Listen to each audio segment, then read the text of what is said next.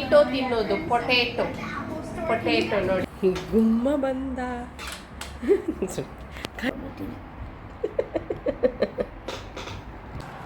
Happy children's day ಜೇಸ್. Thank you ಪಾಪಾ.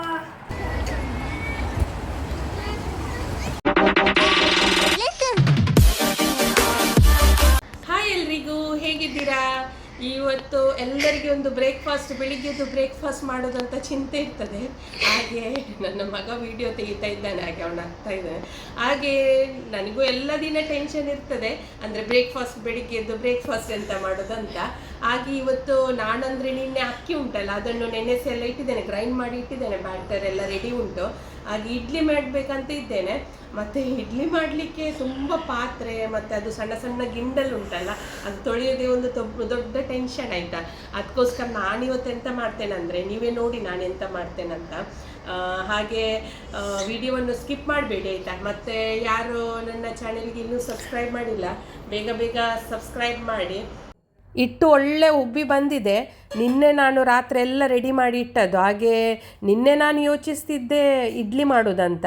ಮತ್ತು ಅದು ಗಿಂಡಲೆಲ್ಲ ಉಂಟಲ್ಲ, ಪಾತ್ರೆ ಎಲ್ಲ ಯಾರು ತೊಳಿಲಿಕ್ಕೆ ಅಷ್ಟು ಹೋಗೋದು, ಟೆನ್ಷನ್ ಆಗ್ತದೆ ಅದು ಪಾತ್ರೆ ತೊಳೆಯೋದಂದರೆ. ಅದಕ್ಕೆ ನನ್ನ ಹತ್ರ ಒಂದು ಟಿಫಿನ್ ಉಂಟು ದೊಡ್ಡದು, ಅದಕ್ಕೆಲ್ಲ ಹಿಟ್ಟನ್ನು ಹಾಕಿ ಸ್ಟೀಮ್ ಮಾಡಲಿಕ್ಕೆ ಇಡುವುದು. ಹಾಗೆ ಇದಕ್ಕೆ ನಾವು ಮಂಗಳೂರಲ್ಲಿ ತೊಂದರೆಗೆ ಹಾಕಿದಂತ ಹೇಳ್ತೇವೆ. ತುಂಬ ಟೇಸ್ಟಿಯಾಗಿ ಬರ್ತದೆ. ಮತ್ತು ನಿಮಗೆ ಬೆಲ್ಲ ಹಾಕಿದರೆ, ಅಂದರೆ ನಾನಿದು ಸ್ವೀಟ್ ಮಾಡ್ತಾ ಇಲ್ಲ, ಚಟ್ನಿಯ ಕೋಕೋನಟ್ ಕರಿ ಜೊತೆ, ಅಂದರೆ ಚಿಕನ್ ಕರಿ ಉಂಟಲ್ಲ ಅದರ ಜೊತೆ ಒಳ್ಳೆಯದಾಗ್ತದೆ. ಮತ್ತು ಬೆಲ್ಲ ಹಾಕಿದರೆ ಒಂದು ಸ್ವೀಟ್ ಥರ ಬರುತ್ತೆ. ಮತ್ತು ಶೇಪೆಲ್ಲ ಇಡ್ಲಿದೆಲ್ಲ ಸಣ್ಣ ಸಣ್ಣ ಶೇಪ್ ಯಾರೆಲ್ಲ ಮಾಡಲಿಕ್ಕೆ ಹೋಗೋದಲ್ಲ. ಹಾಗೆ ಇದು ಒಂದು ದೊಡ್ಡ ಇಡ್ಲಿ ಆಯಿತಾ. ಹಾಗೆ ನೋಡಿ ಸಾಫ್ಟಾಗಿ ಬಂದಿದೆ. ಮತ್ತು ಚಟ್ನಿ ಜೊತೆ ಮತ್ತು ಚಿಕನ್ ಕರಿ ಜೊತೆ ಒಳ್ಳೆಯದಾಗ್ತದೆ. ಮತ್ತು ನನ್ನ ಮಗ ಉಂಟಲ್ಲ, ಅವನಿಗೆ ಇವತ್ತು ಕೋಲ್ಡ್ ಆಗಿದೆ. ಹಾಗೆ ಅವನಿಗೆ ಇಷ್ಟ ಇಲ್ಲ ಅದು, ಬೇಡ ಅಂತ ಹೇಳ್ತಾನೆ. ಅದಕ್ಕೆ ಅವನಿಗೆ ಇಂಡೋಮಿ ನೂಡಲ್ಸ್ ಅಂತ ಉಂಟು, ಅಂದರೆ ಇಂಡಿಯಾದಲ್ಲಿ ಮ್ಯಾಗಿ ಎಲ್ಲ ಸಿಗ್ತದೆ ಆ ರೀತಿಯೇ ಇದು ಇಂಡೋನೇಷ್ಯಾದಂತೆ. ಇದಕ್ಕೆ ಒಂದು ಪ್ಯಾಕೆಟಿಗೆ 1 ಗ್ಲಾಸ್ ನೀರು ಹಾಕಿದರೆ ಒಳ್ಳೆ ಟೇಸ್ಟಿಯಾದ ನೂಡಲ್ಸ್ ಬರ್ತದೆ. ಮತ್ತು ನನ್ನ ಅಜ್ಜಿ ಕೂಡ ಫೇವ್ರೇಟ್ ಇದು ಅಜ್ಜಿದ್ದು. ಊರಿಗೆ ಹೋದ್ರೆಲ್ಲ ನಾನು ಕೊಂಡೋಗ್ತೇನೆ ಅಜ್ಜಿಗೆ. ಹಾಗೆ ಇವತ್ತು ನಾನು ಮಾಡುವಾಗ ನೆನಪು ಬಂತು ನನಗೆ ಅಜ್ಜಿದ್ದು ಕೂಡ. ಹಾಗೆ ಇದು ಉಂಟಲ್ಲ, ಮಗನಿಗೆ ತುಂಬ ಇಷ್ಟ. ಯಾವತ್ತೂ ಮಾಡಿ ಕೊಡಬಾರ್ದು, ಅಪರೂಪ ಮಾಡಿ ಕೊಟ್ಟರೆ ಪರವಾಗಿಲ್ಲ, ಅಂದರೆ ಹೆಲ್ತಿಗೆ ಒಳ್ಳೆಯದಲ್ಲ ಅದು. ಮತ್ತು ಇದರಲ್ಲಿ 3 ಸ್ಯಾಶೆಟ್ ಬರ್ತದೆ. ಒಂದು ಚಿಲ್ಲಿ, ಮತ್ತೊಂದು ಸೀಸ್ನಿಂಗ್, ಮತ್ತೊಂದು ಆಯಿಲ್. ಮೊದಲು ಅಂದರೆ ಸ್ವಲ್ಪ ನೀರಿರುವಾಗಲೇ ಅದು ನೂಡಲ್ಸ್ ಕುಕ್ ಆಗುವಾಗಲೇ ಹಾಕಬೇಕಿದು ಸೀಸ್ನಿಂಗ್ ಮತ್ತು ಇದು ಚಿಲ್ಲಿ ಇದು ಉಂಟಲ್ಲ ಪೌಡರ್ ಹಾಕಬೇಕು. ಮತ್ತು ಇದು ನೀರು ಡ್ರೈ ಆಗಬೇಕಾಯ್ತಾ, ಅಂದರೆ ಈ ನೂಡಲ್ಸ್ ಮಾಡುವಾಗ. ನಂತರ ಇದನ್ನು ಈ ಆಯಿಲಿದ್ದು ಸ್ಯಾಶೆಟ್ ಉಂಟಲ್ಲ, ಈ ಆಯಿಲನ್ನು ಅದಕ್ಕೆ ಹಾಕಬೇಕು. ತುಂಬ ಟೇಸ್ಟ್ ಮತ್ತು ಅಪರೂಪ, ಪರವಾಗಿಲ್ಲ.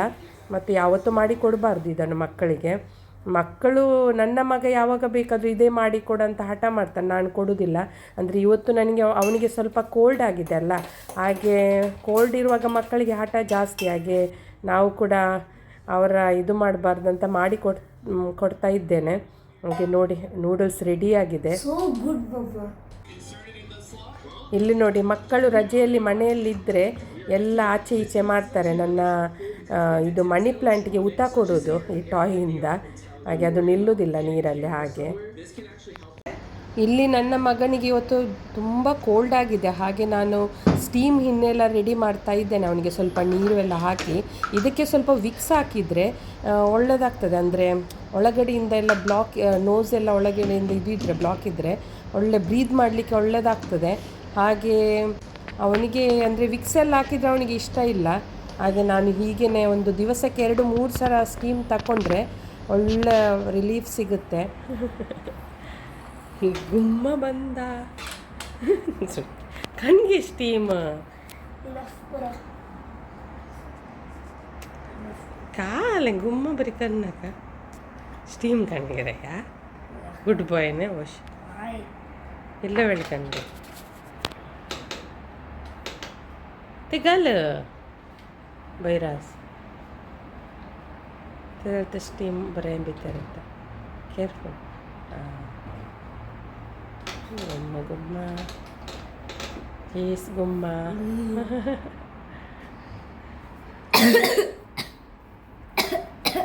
I feel like vomiting. ಪೊಟೀಟೊ ತಿನ್ನೋದು. ಪೊಟೇಟೊ ನೋಡಿ, ಇದು ತುಂಬ ಟೇಸ್ಟಿ ಆಗ್ತದೆ ಆಯಿತಾ.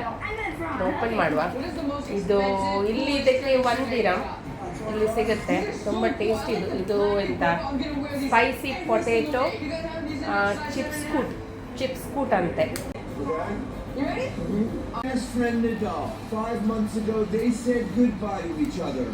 ಪೊಟೀಟೊ ಈ ಥರ ಬರುತ್ತೆ, ಹಾಗೆ ತಿಂದು ನೋಡುವ.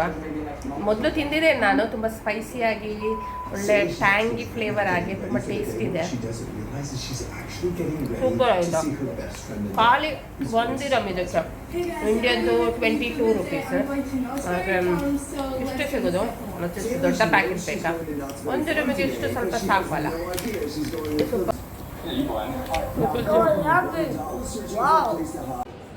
ನಮ್ಮ ಮನೆಯಿಂದ ಸ್ವಲ್ಪ ದೂರ ಒಂದು ಮಾಲ್ ಇದೆ, ಅಲ್ಜಯ್ಯ ಮಾಲ್ ಅಂತ. ಹಾಗೆ ಅಲ್ಲಿ ಬಂದದ್ದು.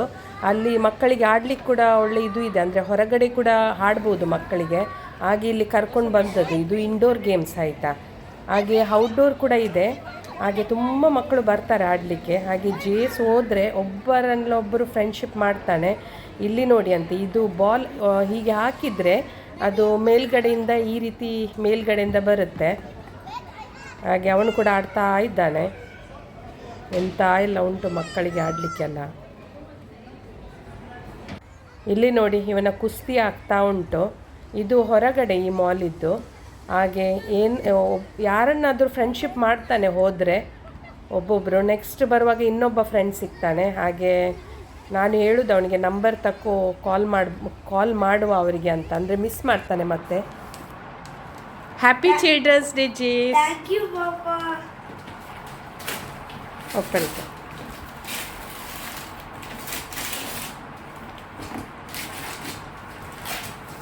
लो ओपन कर सभी कर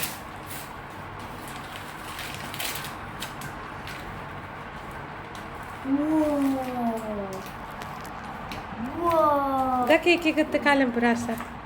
Some Kit Kat, some other Kit Kat, white Kit Kat, and some more Kit Kat, and chips, and some Isbo Albi, and some erasers, and a pencil, and a chocolate.